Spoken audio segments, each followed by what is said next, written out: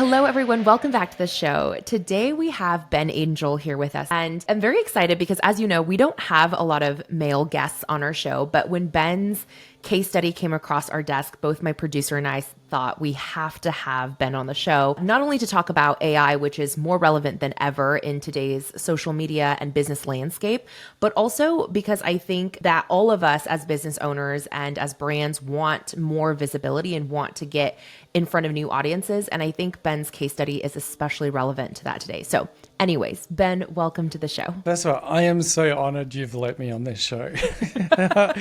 I saw your first podcast, I think it was with Amy Porterfield, and you just have the best interview style. Oh, thank you. That means a lot. Really, it does, especially coming from a content superstar and mogul like you. You know, normally with our show, we start off by asking people their Cubicle to CEO story. And I would love still for you to share your catalyst for how you leapt into entrepreneurship. But I think even more interesting is the genesis of your relationship with Entrepreneur Magazine. I remember reading about it, and it's so random. It's not something you would expect for how you became a contributor. So anyways, if you want to share either story or both, we are here for it. Yeah, sure. So I guess my Cubicle to CEO story is a little bit different because I originally grew up on a cattle farm in country South Australia. So it was a generational farm that I grew up on, and it was over 5,000 acres. So for context for people in the States, most farms here are about 500 acres. This was 5,000, so quite a large farm. And from a very young age, we were kind of thrown into the business realm to begin with. And I'd worked a few part-time jobs in the past, but I did get to that point where I just wanted to do it for myself, like my parents had done. And I think they kind of really instilled in me a lot of drive and a lot of trust. And I'm very grateful to my parents that they trusted me to make the right decisions, even if they knew it was the wrong one, which, you know, is hard to come across sometimes. But then kind of fast forwarding a bit, when I was 23, I decided to launch a B2B networking group in Melbourne, Australia. So every single month we would get like a multimillionaire, a star publicist who'd worked with big names like Michael Jackson and the Dalai Lama, and I would interview them on stage. And, that really transitioned and grew into becoming an author and a speaker. But yeah, the story about how I connected with Entrepreneur Magazine, I was reflecting on that earlier today. Because what had happened was, I think they'd sent out an email one day requesting businesses to share their Halloween horror story. And I think it was literally a week before I'd gone to one of my best mates' 21st birthday parties, and he'd requested that we all dress up as Marvel characters, like superheroes. And I thought, you know what, Australian, gonna go as Wolverine, grew out my beard for the first time, went to that party, had a great time. Then a week later, when I saw that story, I'm like, you know what? I'm just going to drop everything and just submit a video and see what happens. And my Halloween horror story was that I'd actually traveled from Melbourne, Australia to New York to attend a publicity summit. And we each had 60 seconds to pitch to major TV producers. We're talking Good Morning America, The Today Show, ABC, book publishers, and we went through that for, I think, 3 or 4 days, and I was completely jet lagged because the time zone difference is insane. And then I think it was within 48 hours after that, Hurricane Sandy hit. So coming from Australia, never been to the States before, never been to New York, and suddenly you're in one of the biggest storms in history, going, what happens next? And part of the challenge, and I share that story in my new book called The Wolf is at the Door, is about adaptability, because I'd invested well over $15,000 to be there to pitch all of this publicity to then have it essentially wiped out by a hurricane. And long story short, I did get a book deal out of that. But kind of doubling back to Entrepreneur Magazine, when they saw the Wolverine video, I think they were so surprised by it that they went, this guy went all in. He dressed up as Wolverine to tell this story about getting stuck in a hurricane. And from there, it was kind of like an immediate connection. That is incredible. I think it's a huge testament to the power of the pattern interrupt, right? Yes. Doing things a little bit differently that catch people just a little off guard so they pay attention to what you have to say. That is amazing.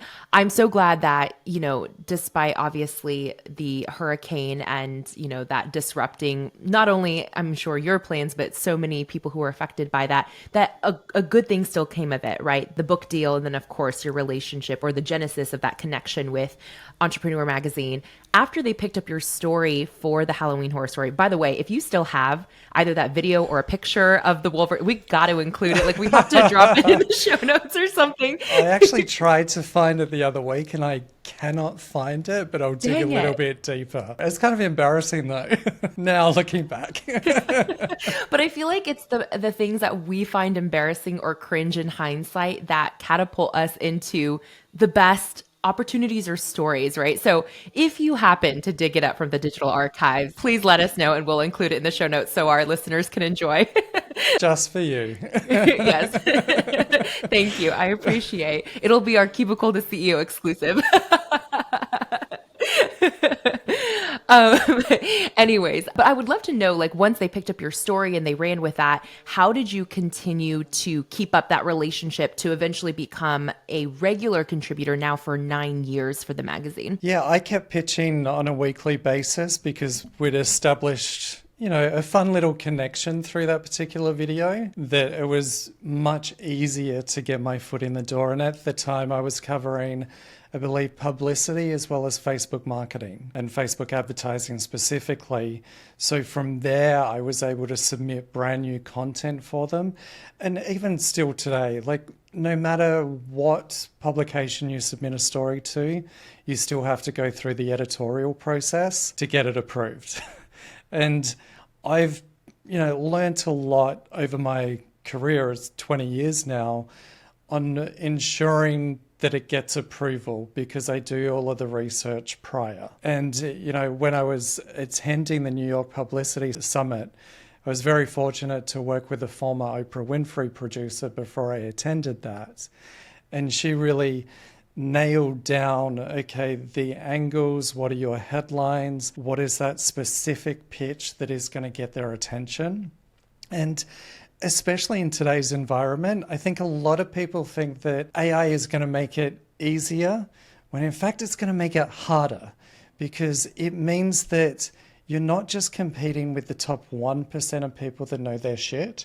You're now competing with the top 60% of people that are now leveraging AI to do the same thing that the top 1% did. That's a very fair point, actually, because now you are essentially, like you said, competing with the conglomeration of what has been produced in the past, all assembled together, and AI being able to cherry pick the best of, right? Which I think also is another piece that really drew me to your case study, because you're not saying, hey, here's like 5 easy content hacks for how you can put out more or less the same type of content that everyone else does, but how do you really leverage this data rich pool to make sure that you are giving yourself the best chance at being seen with whatever content you're putting out there. And for Ben's case study, just for our listeners, it's all about how he leveraged AI to get his video content that he created for Entrepreneur to garner 5 million views, which is, massively impressive.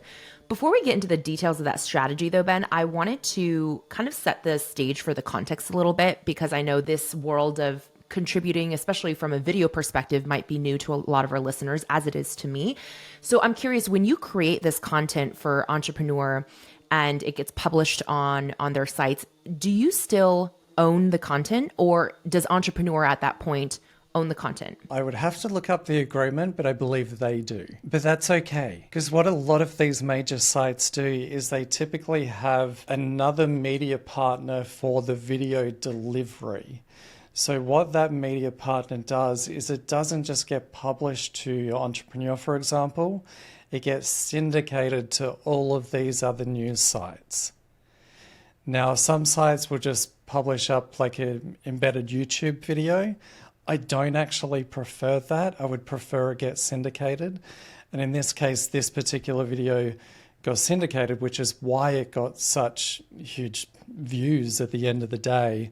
and build up a lot of kind of momentum around the topic for me. It was actually the success of that video made me change my book contract with Entrepreneur to cover the topic of AI versus the topic that we'd actually originally signed an agreement on. I'm like, we got to change this. So, I think, it's great to have your YouTube video embedded, but it's even better if it's syndicated. That makes complete sense. I'm really curious now because syndication is something that my husband and I actually love to talk about the nuances of from television's perspective, like how talent gets paid off of syndication. Is it similar for your type of contract? Like if your video gets picked up and syndicated to other media outlets, do you earn a royalty on any of that? No. No. Okay. You get paid No. the one-time fee for the initial creation of the content. No, Is that correct? not Even that. Not at Okay. all. And I think, it's a very different kind of marketplace that we're in at the moment. And there's a lot of disruption occurring with major media sites, especially websites. There has been a decrease in traffic in the last couple of months, and I do suspect that AI is part to blame for that. So it's there's a lot of shifting pieces at the moment. The second that you think you've adapted to AI, I can tell you haven't. Most people have no idea what's coming in the next 3 to 5 years. So for me, I look at the content production to go, okay, I can generate leads out of this. It's media coverage. It also helps sell my books. So my book Unstoppable, which I released through Entrepreneur a few years ago, that sold over 80,000 copies. Part of that strategy was getting those weekly videos out. And from there, I can look at it and go, okay, I generated X number of leads, which turned into X amount of revenue. And by looking at it that way, I don't kind of become despondent to go, I'm not getting paid for this video, when in fact I actually am. Right. It's just an indirect rather than a direct payment. Yes, totally. And I totally understand the appeal of that. I mean, you get to leverage a huge borrowed audience or platform to drive traffic back to your own things. And obviously, as you said, everything still has to go through editorial approval, but you are able to, I'm assuming, have some sort of creative freedom over the content of the videos that you produce to align with your own initiatives that you're building in your business. Is that correct? Yeah, and I think that's the thing. Entrepreneur never tell me what topic to cover. I just kind of complete my video. I submitted a new video that will go on the site tomorrow, and it kind of goes up. But that's after establishing a lot of credibility and a long form relationship, that they have that trust that they know, okay, Ben's going to show up each week, deliver the content. And I also keep track of the content on my end to see if it is trending in their top ranked posts on the site when it goes live. And I will screenshot that. I'll put it kind of in an Excel spreadsheet to go, okay, this trended number 1 or it trended top 3. What was it about that particular piece that performed well in regards specifically to the headline? Because it doesn't matter how good your video is, the headline makes or breaks it every single time. Yes. And I can see that because, to your point, if no one clicks on your video because of a bad headline, it doesn't actually matter the quality of the contents within the video, right? I love that you position for us. Okay, so for our listeners, the main strategy, I guess, behind this content partnership that you have is to drive leads back to your own ecosystem, your own email list and whatnot. Do you know by chance off the top of your head about how many leads you've acquired through this content acquisition channel over the last, 9 years? You know what? That's a really good question. I know we've been keeping good track of the past 2 years in particular to see what video pulls in what. The video that blew up was called The Dark Side of ChatGPT. And I made, I think, about several predictions, all of which have come true at this point. Brilliant. Even though a lot of people criticized me at the time.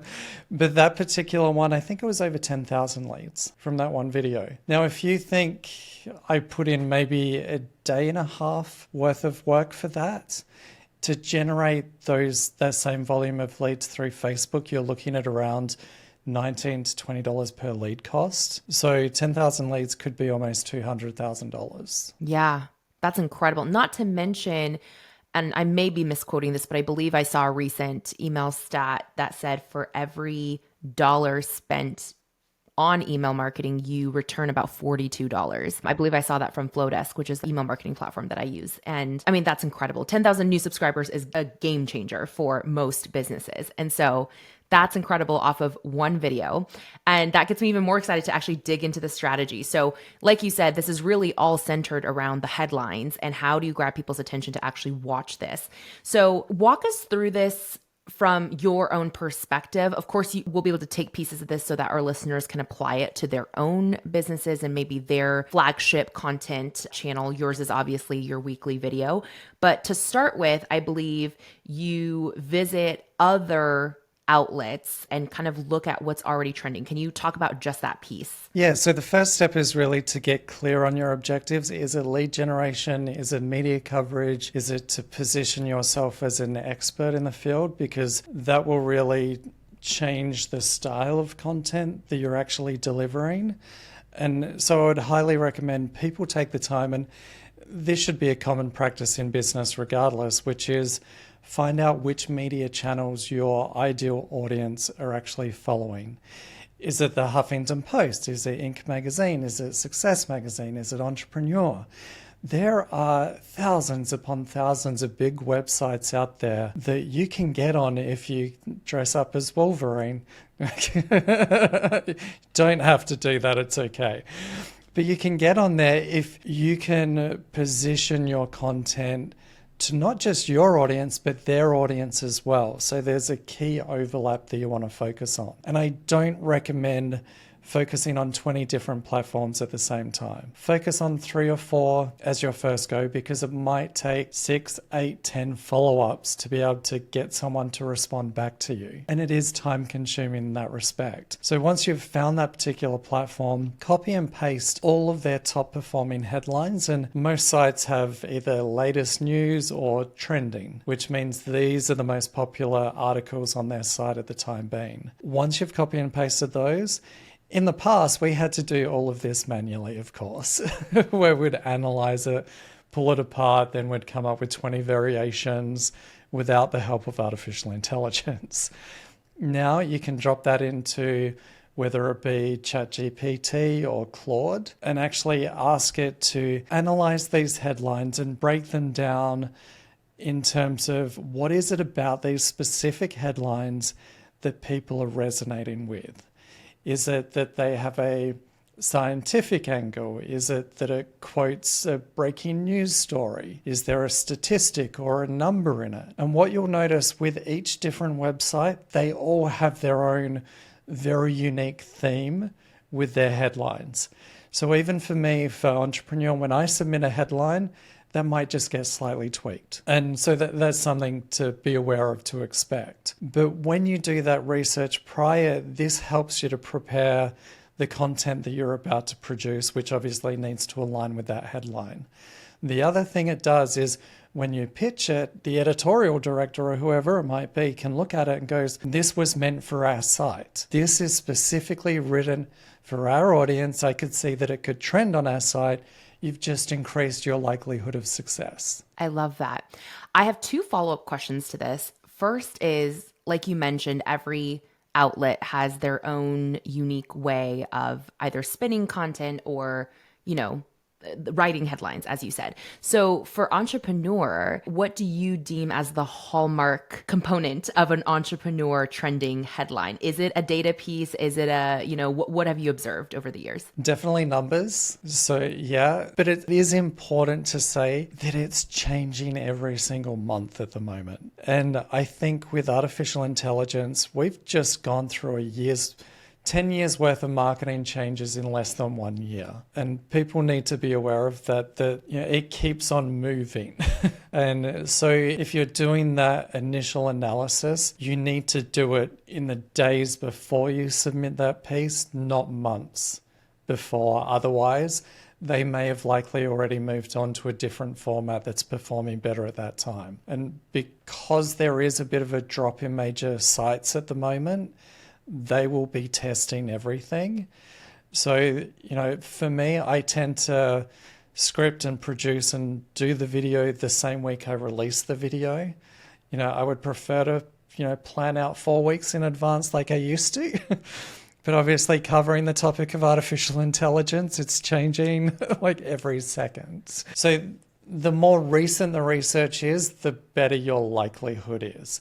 But I know I think it's Inc. magazine or even Make.com, I think is CNBC. They focus on success stories. So if you went from like zero, you were broke and you suddenly made $1 million, that's something that would be on their site. Inc. magazine tends to cite like neuroscience or the neuroscience of productivity. So you have to align something, a media outlet, with your own personal values as well. That makes sense. And I have noticed that actually as a repeat watcher of the CNBC Make It series, especially with the income-based profile stories, that is definitely a repeated trend that has done well for them. I want to circle back actually, Ben, to an earlier point you made that was too juicy not to dissect a little further. You said that when you first start out, before you even start researching headlines, you have to understand what is the objective of what I want this content piece to do for my business. Is it to build credibility? Is it to generate leads? Or is it simply to get media traction, more traffic, more attention, more eyeballs? So if we take a look at those three individual goals, how would you adjust your approach to the content based on each of those objectives? Can you high level kind of walk us through what might be different, the nuances of those three different objectives? Yeah. So the first thing I would say is if your objective is lead generation, I would not include that in your very first video. And here's why. You do not want to come across as purely using or leveraging them for your own economic gain, because that will turn them off immediately.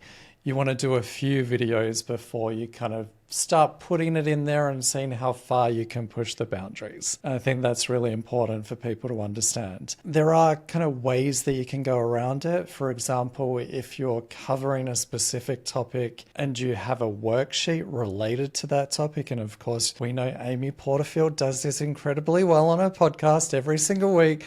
There's some kind of download that's attached to it. And she helped me in observing her shape my own approach, in that when I started tweaking my videos to go, all right, I can mention my lead magnet at least 3 times in each video. And for me, I found 3 is the sweet spot, or it doesn't generate as many leads. But when I mention it, it needs to be conversational. So it might be, I think at one point for my book Unstoppable, we were giving away a free daily planner. And I would say something like, as you'll notice on the bottom right-hand section of the planner, you can do X, Y, and Z. So you're developing the need for it. You're not explicitly saying, hey, download it, you got to get this thing. I think that's one of those little nuance approaches people need to be aware of. If the focus is on credibility, then that specific approach would be weaving in your own personal stories. And, it was at the start of last year when I started writing my book, The Wolf is at the Door, How to Survive and Thrive in an AI-Driven World. I realized how essential stories were going to be for the next decade. Because now, even as an author, and this goes for any content creator, we do not want to be accused of using AI. Especially as an author, I've written, I think, 8 books now. I'm losing track. But to me, that is that's a knife in the heart. So, and it was when I started writing it, I realized immediately that I had to write it very differently. I had to change my approach to make sure that I stood out and I wasn't creating generic content, because we are fast creating an entire group of individuals, which is the generic generation, as far as I'm concerned. That's a generation no one wants to be part of. No, this is what artificial intelligence is creating, because people aren't injecting their own personal stories into it. So when it comes to pitching these stories, especially the credibility story, you need to make sure that your story is unique and pull in those little pieces that get people emotionally hooked. That's essential. You need to ask yourself, what specific emotion do you want someone to feel? And the same process for creating video is the same process for writing a book. And for this particular book, each chapter actually follows a stage of grief. It's the subtext of change. So denial, acceptance, potentially depression, it's taking our jobs, our clients are cloning our work, to help people emotionally work through that. And I think if you can have that emotional impact, especially with the people approving your content, you'll get it with the people watching it. And that's what's going to drive the leads. Super, super insightful. So just to recap so far, you've said if it's meant to build credibility, narrative is incredibly important, especially your own personal, unique anecdotes. Then for lead generation, it's all about the subtle product placement, if you will. It's like very similar to, I don't know, in movies, I always look out for this. Is there a scene where they randomly just have a pan and shot of the fridge and there's like the contents of the fridge, or these characters randomly sit down for a beer break, right? Like I always notice those things because I'm like, oh, okay, I see that very subtle product, maybe sometimes not so subtle, but you know what I'm saying. It's kind of that similar idea, though. I love the example that you gave where you were like, oh, I'm referencing my planner. And if you haven't gotten your planner yet, then obviously it immediately triggers your brain to be curious about, oh, what is this planner that he's referencing? Where can I go get it? So love that tactic.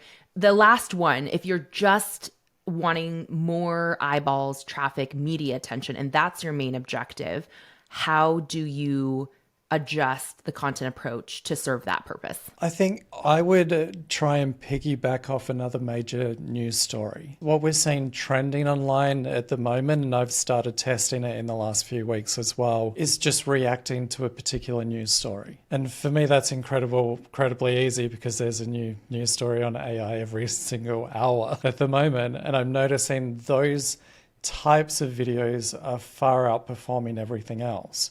But the good thing about doing those reaction videos is that you automatically position yourself as a credibility on the top, as an authority on the topic, because you're giving your expert take on it. And it might be that you disagree with the expert that's talking. So when you're looking at media coverage, whenever you can piggyback off a major news story, the better it is. And it may not be for the first video that you submit, but I would recommend it in videos going forward. And look, we're about to start experimenting that if I have a video with top 3 tips or top 3 keys on how to adapt to AI, then I'll react to something that someone said for each of those elements instead of going down the same track that I think we all get stuck in that trap, right? You're going, tip 1. I don't know how many videos that I've listicle, produced. yeah. I know, it gets so boring after a while. And that's the key point, is that things are changing so rapidly. You want to start testing things that other people aren't doing, because everyone is doing the same damn thing right now. And AI is making that easier. I really want to reemphasize this point that you just made. I think it's so smart, piggybacking off what's already viral and trending. I mean, we see this in pop culture, right? Like, well, I've been a huge Swiftie since I was 14 years old. But I mean, it's like the trend right now to, either love or hate Taylor. And it's really interesting for me just seeing how many different media outlets across all industries, not always necessarily related to entertainment or even sports, use her name to spin this very wild story that has almost nothing to do with her, but they'll use her name because they know it's going to get clicks. And so I find that really interesting. And then also another example that popped into mind when you were, talking about piggybacking is, since you mentioned earlier, you found our podcast through watching Amy Porterfield's interview on our show. I'll give a shout out to Amy. One thing I thought she did so brilliantly recently was during the controversy for Harrison Butker's commencement speech, right? That went viral and people had all sorts of reactions, either positive or negative towards it.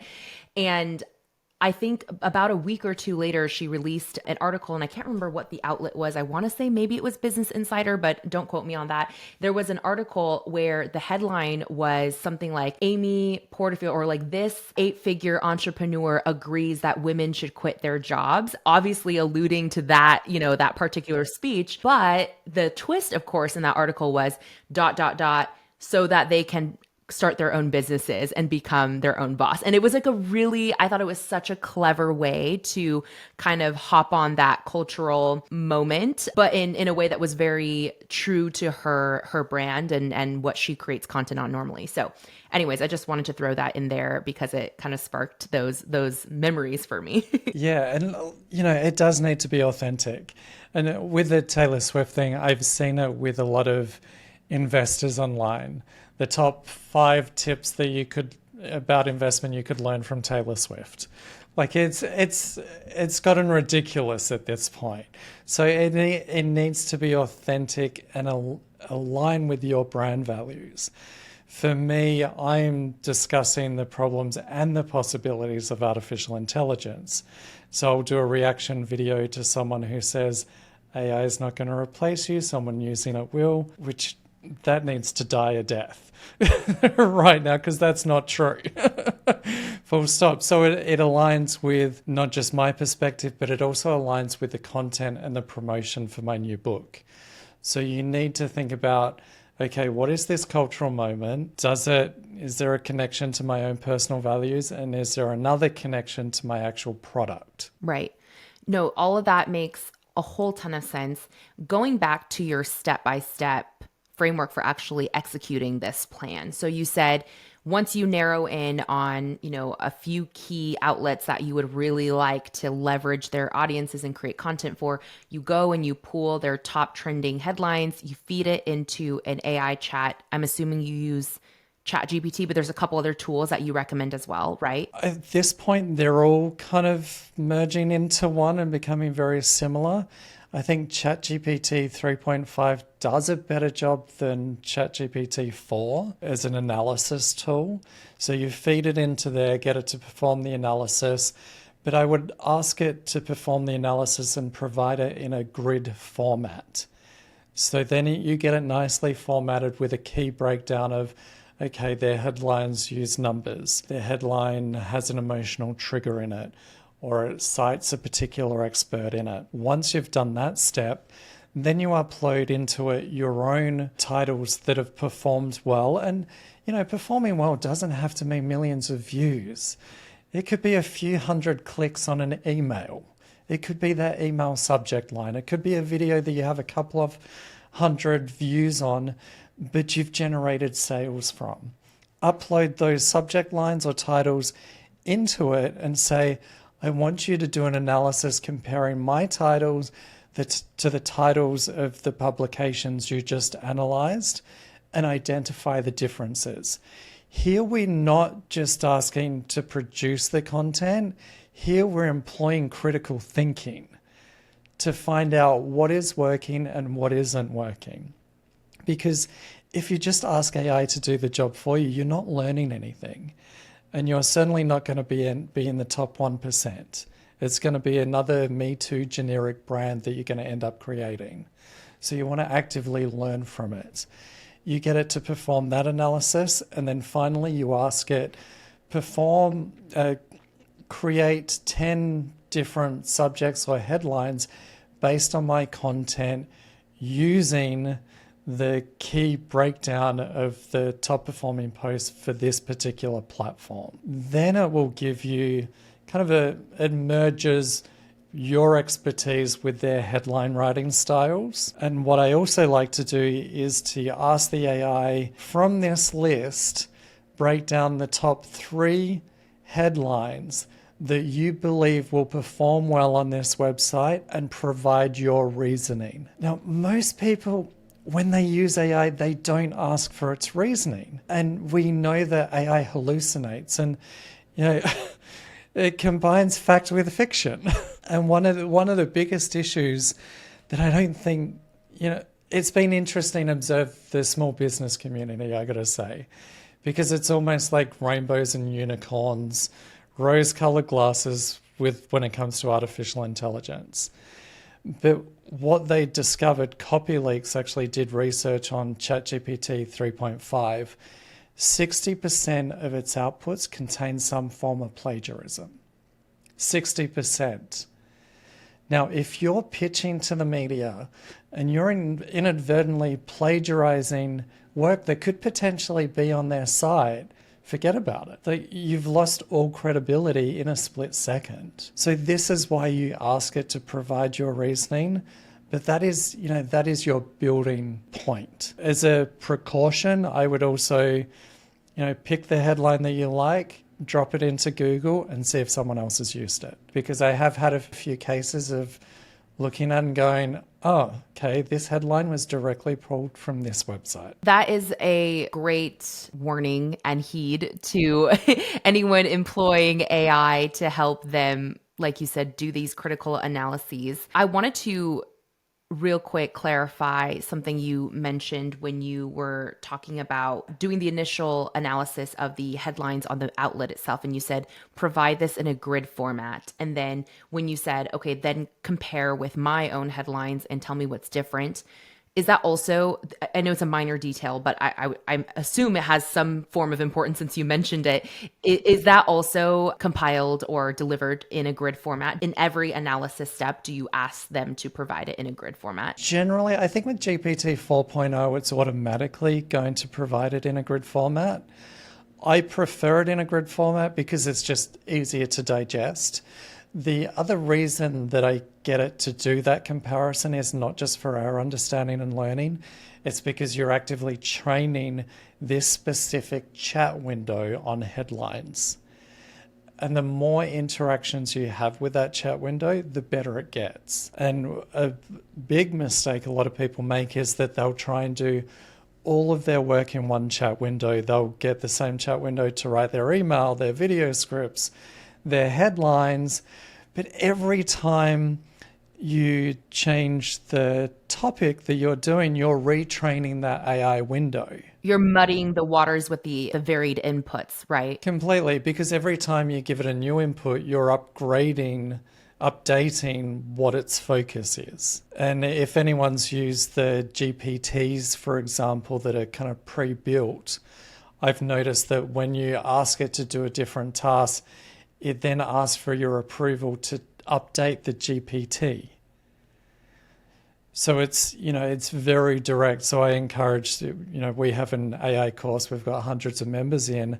I encourage them that, each specific folder or chat window is designed for one key task and one key task only. Got it. That already is a huge, it seems obvious once you've stated the reasoning for it, but I have completely been guilty of doing that. I just put all of my inputs into one, right? Because I'm already that person with 100 open tabs. I'm like, I don't need another 5 just for my AI tools, but that makes a lot of sense. So I hope that was an aha moment for some of you listening as well. What other tools besides ChatGPT have you gotten a lot of great use out of, just for others who may be exploring the world of AI? I think for me, Copy AI is one of the best because you can choose which AI model you want to use, whether it be GPT 3.5, 4.0 or Claude. But it's the organization within Copy AI which is phenomenal.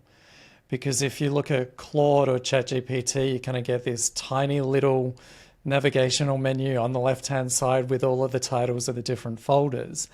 At least within Copy AI, you can create different projects, and you can also share those projects with team members. But you just have to warn the team member, do not retrain my AI team member by asking it to do something completely different. So I think for that, it's not the most exciting AI platform, but I think if you're getting strategic about using artificial intelligence, I would suggest it's one of the better ones. Okay, thank you. Very helpful. With the plagiarism piece, because obviously that is very important that we are all careful in proceeding with that. Outside of taking, let's say, the 3 winning headlines that the AI chat spits out and says, these are my top picks and here's why. I know you mentioned sometimes you'll Google it just to kind of cross-check, but outside of that manual cross-check, is there any other either prompt we can feed the AI tool to prevent the plagiarism from being as likely, or to verify if any piece of it has been plagiarized? I would not personally ask the AI to verify it because it tends to lie. So we've learned today that AI hallucinates and is a liar. Yes. I've spent over 3,000 hours on this researching and testing AI in the past year, and you do have to be very careful if you're concerned about plagiarism. I mean, for me personally, as an author, I need the inspiration for the headline, not necessarily the content. So the content I write myself, that's, I guess I'm old school now and wanting to do that still myself. But if other people are concerned, then Originality AI is one of the better AI detection platforms and plagiarism checkers. I will say that things are moving so quickly that these AI detectors are going to have a lifespan, meaning that AI is currently being trained on all of our content. And I think it was breaking news yesterday that AI companies have been training on YouTube videos when they're not meant to. Yeah. Literally every platform is doing it right now. So, you do have to be very careful. And that's why I covered so many personal stories in my new book about artificial intelligence, because that's the one thing that people can't replicate. They can't suddenly say, I was in a Hurricane Sandy and I was pitching at this media summit. Say, I own that story. And as an author, and even as a content creator and a course creator that I've been for over 10 years now, is that I realize I need to be very strategic in moving forward, that I use AI for the headlines and brainstorming and maybe rewriting, but not for the real heart and essence of that content that can be easily copied by anyone. And the law is right now is that AI generated content cannot be copyright protected. So if someone is creating an entire course using artificial intelligence, heads up, anyone can take that course and sell it. You don't own it. It has to be your work to have any kind of legal protection. And there are a lot of copyright lawsuits around artificial intelligence, and I would encourage course creators to look up some of these lawsuits, because the AI that we have right now may not exist in 6 months' time if some of these lawsuits are successful. That's wild. I mean, like you said, keeping us on our toes every single day in terms of what to expect. But I appreciate you bringing these potential hurdles to light, because they are things that we need to be cognizant of if we want to have long-term sustainability and protection of our own businesses, right? Well, I think the thing for people to realize is, how do you adapt unless you know what you're adapting to? And I don't think course creators fully understand the change that is occurring, which is that we're going through a period of the democratization of information. Now, if we look at when the tractor was introduced, that democratized food, which brought its value down, it brought the price down. But farms struggled, which meant they had to produce more food, make less money. Now, in that scenario, content creators are the farmers. The information is the crop, and AI, the tool, is the tractor. But the challenge that we're experiencing right now is big tech is becoming the farmer, who are taking our crop of knowledge and then repurposing and reselling it. And for creators to understand that analogy is that your value is derived in the ability to legally protect your information, because that increases its value. And I would encourage, there's a lot of deep thinking that goes on in this topic, which is, have some of our skills already expired, because so many individuals can now clone our work and replace us within 5 minutes. So what is your strategic advantage, not in the next 3 to 5 minutes using AI to write an email?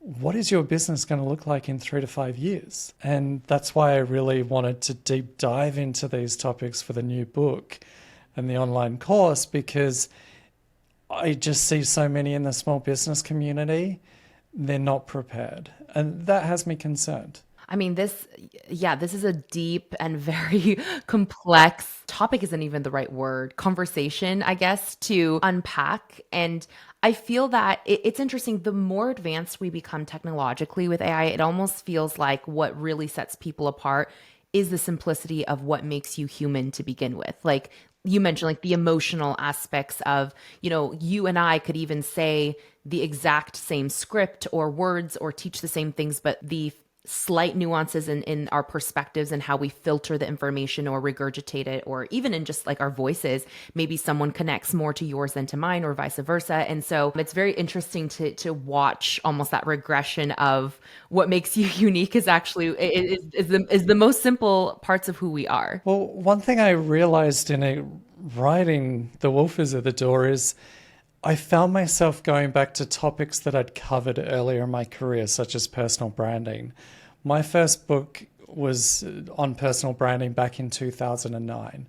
This was before anyone was talking about, and I was speaking at 60 plus events a year. And writing about the topic of AI, I'm very much realizing is that we each need to double down on our personal brand. But I also think a lot of the older strategies that used to be employed in marketing are going to make a comeback. For example, it's bizarre. Exciting and bizarre at the same time. So, for example, everyone started writing their resumes with artificial intelligence. It was reported a couple of months ago that a company received so many applications of these resumes that they had to shut down their submission process online and tell people to send it in via mail. I thought that's what you were going to say. Yeah. Oh, gosh. So when you think about it, in the next few years, certain, the channels online are going to be flooded. Some of us are already starting to think about these older channels that people are completely ignoring, that are less crowded, that you can now gain a competitive advantage in. Who knew direct mail could be cool again? I mean, maybe. I know, right? with the right creative spin. That's fascinating. I hadn't even really given much thought to that. But I mean, I feel like this entire conversation, if anything, I'm hoping, same as what I've experienced, is that for our listeners, that it just starts to open your awareness of a lot of different changes to how we create content, how you stand out.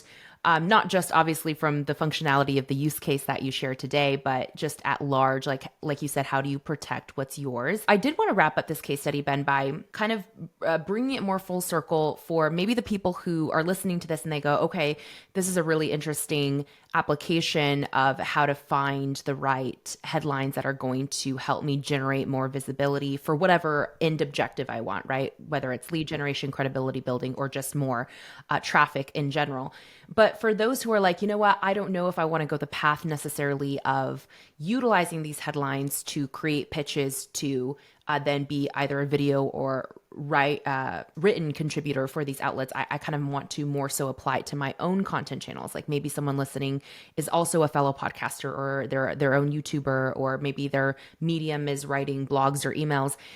Do you have any, I guess, wisdom to impart on how they can take the strategy you've shared in this case study today and apply it to their own content channels, if that's the case? Yep. I would directly, if you're not going to pitch, that's absolutely okay. This is some of the best research and training that you can do for copywriting, but I would encourage you to use it for your own videos, your own blog posts, your email subject lines, and follow this exact same formula.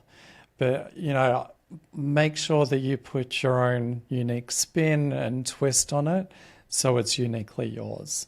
But it's the exact same process. It's just that you're not pitching it. Got it. Ooh, that last piece kind of got me thinking, I wish there was like an aggregator that would tell you which email subject lines are trending or like top openers for companies the way that article headlines are, because that'd be so interesting to like claw through your inbox and find all the top headlines and cross compare them to your best performing subject lines. That's really interesting. I mean, you can find lists of like the top 100 emails ever sent. And I think Barack Obama, has one of the very, very top, I can't remember the specific subject line, but it broke records for fundraising. But I think, when it comes to the email, one thing we do, and it's, I guess, a little bit old school, but we put every single email in an Excel spreadsheet so that we can perform our analysis on it to go, okay, this email generated X number of sales. This one did 0, but maybe it was building up to the next day sales. So then we kind of put that in maybe a top 10 list And then when we go to write something new, we have that as, I guess, the training for the AI to come up with new angles. Awesome. I think that key learning really then is, I mean, data is power. The more you can collect data and then feed it to, an automated analysis tool like any of the AI chat tools we mentioned today, the more you're able to harness that information for optimizing your content output. So thank you, Ben, for this incredibly insightful conversation. I would love for you to share where our listeners can continue to connect with you, purchase your new book that's coming out, all the things. Sure, they can visit thewolfofai.co. So that's thewolfofai.co, and it's available in every good bookstore right now. And yeah, very humbled. Amy Porterfield wrote an incredible review for the book. So yeah, they can find it online, and it's a very different take on artificial intelligence to make sure that we prepare people for the next 3 to 5 years, not the next 3 to 5 minutes. I like that long-term vision for something that's changing by the second. Yeah, exactly. Seems like a paradox, but very important work. Thank you so much, Ben. All of the links mentioned will be below in the show notes today. Also, if you're watching this on YouTube, it's going to be below in the video description. I think the best way to learn always is through observation. So if you're curious to see how Ben implements this strategy in real time in his weekly videos that he contributes to Entrepreneur, I will post his Entrepreneur profile link below so you can go and look at all of the recent content that he's published there. Make sure you check out his book. And thank you all so much for listening in. Thank you, Ben. We'll catch you guys in next week's episode.